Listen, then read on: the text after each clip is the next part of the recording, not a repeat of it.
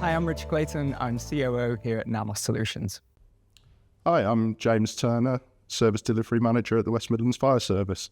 So James, it's been a hell of a journey since 2020, I think. So when you first started knowing that move to the cloud was imminent, I did try to resist the pun on burning platform, but there was an urgent need, obviously, to move across. But you were doing so kind of alone. There wasn't another fire service out there who'd made that jump. So describe to me how West Midlands Fire got that critical mass and the inertia and really the appetite and ambition to take that leap. Yeah, so one of our strategic directives is always sort of a cloud-first basis. At the time, we had to move, as you said, off our current platform. We were given very tight deadlines. We thought we'll follow our sort of strategic plan and go cloud first, and sort of reaching out and having conversations with different suppliers, different parties, sort of gave us the knowledge of what we needed to start with. I mean, there's knowledge, and 9 months, I think, when we say about there was something looming and there was, sense of urgency, and for a sector first as well. I mean, the team that you must have amassed, and I know some of them well, to be able to land those requirements and really stick to them. Talk to me about how the institution had the confidence really to say we can do it in 9 months and kind of no looking back. Yeah. So in a weird way, although we're support staff, we work very closely with the fire service, and fire service have that mentality. We don't have time to sit there and almost think and ponder. It is a case of once a decision has been made, we pull a team together. So during that team, we looked at SMEs in the different areas instead of one person trying to be a single point of failure almost. We used our knowledge of teamwork to build that team, and also working with Namos as well to get the right people from Namos as well that understood our ethos and the journey that we wanted to go on as well. We certainly saw how critically important it was, and really the trust that you were placing in us to actually take that 9-month leap. But I think what worked so well at the time is there was a complete no-blame. It was very pragmatic in the decision-making we knew we had to do. There was almost a mantra of a decision made for now is not forever, but there are certain decisions we need to make right from the get-go. And how has that played out in terms of, I remember the go-live party and the photos of, we did it, and then that, on that cusp of all riding that wave of success of the project into right now we've got to stabilise and continually improve. Talk to me about that little cusp back then. Internally, there was sort of a project team that was still ongoing. They were still holding on to that. And then we moved into, as you said, into a transition phase. We've got it in now. How do we improve? How do we stabilise? And then from then, we looked at our service management model internally. How do we build a team internally to handle first and second line related issues? How do we review what our end users, firefighters, staff, some volunteers, how do they see how Oracle is at the moment? Has it been done to them or has it been done with them? Yeah. And a lot of internal sort of conversations happened with that. And a lot of putting yourself out there, as it were. There was a lot of trust for us to go, we have made mistakes, but we want to improve on those. And I think on the making mistakes, we can look and say, my God, we delivered a lot of modules very quickly. Yeah. HCM and ERP, payroll. There were then some longer grass ones like your performance management, where it was really brave to say we made decisions that were for now, actually, because of the feedback from our users, we want to pivot. We want to make it better for them and more authentic to how they need it to work. How'd you get that constant feedback loop from your user base? It's got to be business-led, and we're doing this for that user community as opposed to use your words, to that user community. Communication was the key part of that. One of my things coming into the fire service was I'm an open book. It is going out to stations, meeting different watches individually, also getting our senior leadership buy-in as well. So my director, he has an open door policy. Yeah. Anyone can come and talk to him about an issue, and then that feeds back to myself to almost fix it and resolve it.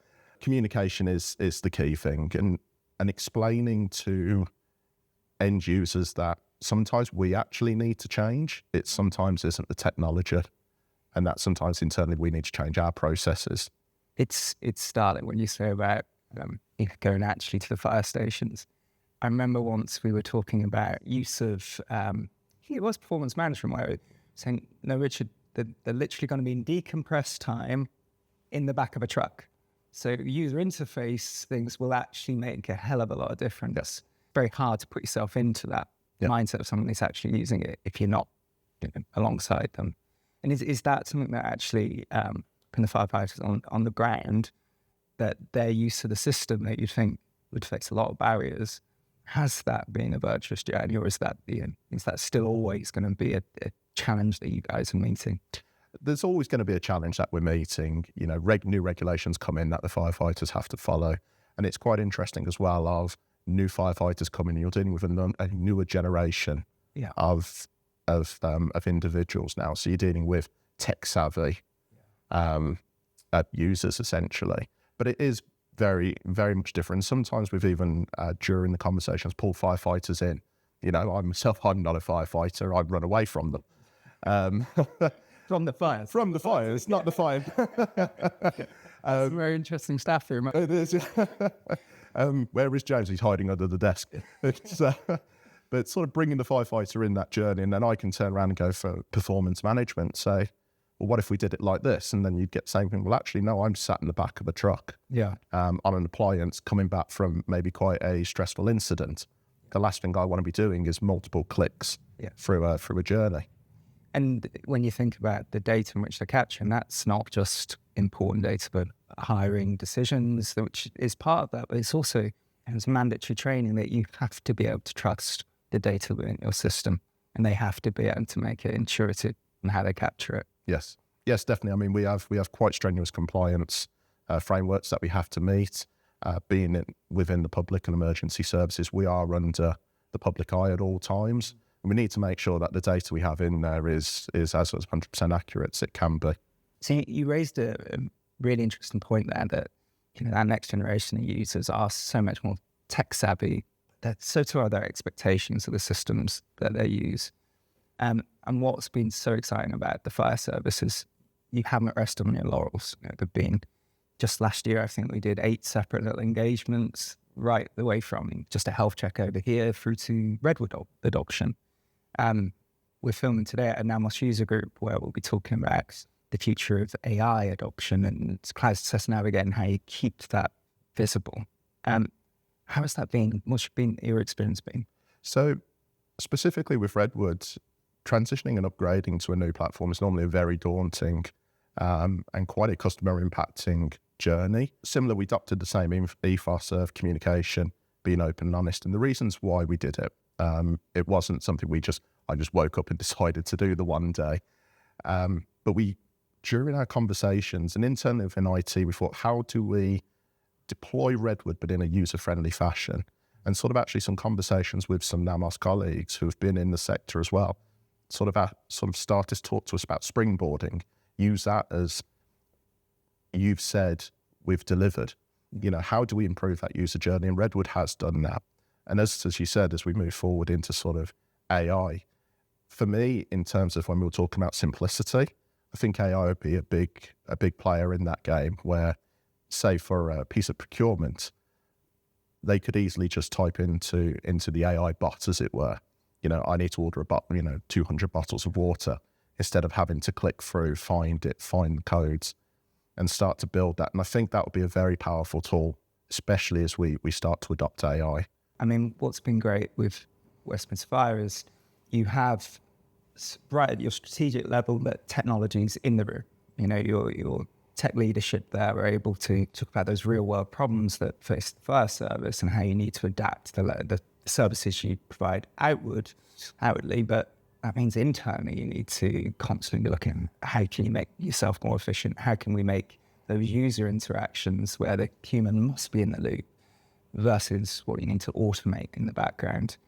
I guess, how do you kind of chart that course of saying, these are the high priority first, these are the later burn nice to haves? So the way I look at it, at the end of the day, we put our firefighters first. They're in the public eye, so they're the first people that we look at. And also, what's our biggest course? So HCM, as an example, was our first in our Redwood journey because of the amount of either customizations or different journeys within there that need to be migrated across. So we looked at it first of all from a strategic firefighter point of view, and then we looked at what are our biggest, sort of what could be our biggest showstoppers. At the end of the day, we all like to get paid. If that went wrong, I would be running out of the building, literally. To do that, it takes a maturity in your support model, that you're not just break fix agents, you are taking the organisation on continual improvement. How did you establish that support model from the kind of ground up to something that was shared services into something that you have the autonomy within your team, not just to deal with the here and now, but to look forwards? Yep. So we did quite a lot of work with Namos and actually yourself during that, where we looked at sort of our current service management model, and instead of it just being a supplier and customer relationship, how do we build that partnership in? We had other conversations with not only other authorities, but other actual Oracle Fusion customers, and how did they build their teams, their partnerships. And then what we started to look at is, as it's public service, I can't go running out and buying the most expensive consultant in Oracle to work on my team. So how do I do that training internally, which is via the Oracle University? And sort of working with my team to actually show them how they can self-serve, how they can go through using the tools that Oracle actually provides initially, before then coming to sort of to Namos to also look at, the tier 3 support options, the tier 4. So the key thing was the how. So when a fix is implemented by one of your support engineers, we ask them how did they fix that, and almost share that information with us, and then we can learn from it in the future. And then maybe that might be, as you said, one less ticket, but one thing for us that our end user can immediately have resolved for them immediately. So you mentioned there about continual improvement and Redwood adoption and VBCS and all these other acronyms, but really key to say there's real people at the other side of that keyboard. And I think in terms of user experience, HCM is disproportionately often the focus, because staff experience, it's the most touch points you're going to have with your team.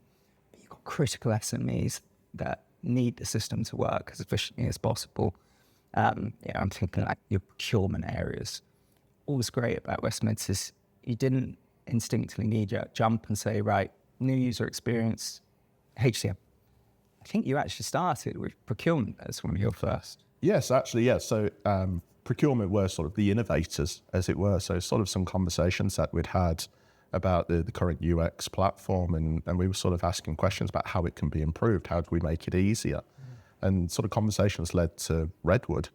And it was actually our procurement team were the first ones to put their head above the parapet and say, we want to be the first on Redwood. So it was actually a very exciting time, and Sing's procurement is key within sort of our functions and keeping the lights on, keeping the fire service moving, getting appliances out on the run. It was actually a very brave move for them. Yeah, you're not just buying pens. No. I think it's almost counterintuitive that our role is to make people more autonomous. And tickets aren't our game. It's not, we've changed the service construct to move away from, it's this many tickets or whatever. There's a base support, and that keeps, all the lights on, but it helps your team build that autonomy, and that makes sure that, break fix is just taken care of. And then everything else is firmly focused on what are those experience level agreements, value level agreements, and how do we keep making sure we're pivoting our service with the needs of your organisation. What am I saying? You were one of the first that actually moved to that new service construct. What's your experience been? It's actually a very exciting time. So when I first sort of met yourself and we were talking, the first thing I said to you is I struggle with the transactional, you've bought this many tickets. So for me, it was a very exciting time. I was ready to rip your arm off and sort of take that contract. So at least, as you said, we get to work on the bigger issues. Why is it in ERP we're having all of these issues? Let's delve in and investigate that. Is it does a health check need to be required? Yeah. Is there some additional problem management that needs to be done? Do we have underlying issues? And for me, that brings customer excellence Yeah. into the forefront and puts, you know, at the end of the day, there's a happy user at the end of the computer without an error message. And it might be one that they've just been, you know, clicking for months on end and just ignored it. I think there's such power in not just behind a support portal and even a ticket, but what you guys have been so great at doing is, like you say, the health checks and the come work alongside us. We think we're doing this well. We might not be. Is the better ways to do it. But rather than you guys doing that through Teams, it's actually at the side of a desk. Not every customer has that mentality that it's a partnership and the partners welcome their extension of the team. Why was that so important for you guys? Partnerships are always very key to myself and to the fire service. It's bringing a supplier on that journey with us and understanding our pain. You know, you mentioned briefly about, you know, to SLA agreements and to, you know, any OLAs that come along with that as well.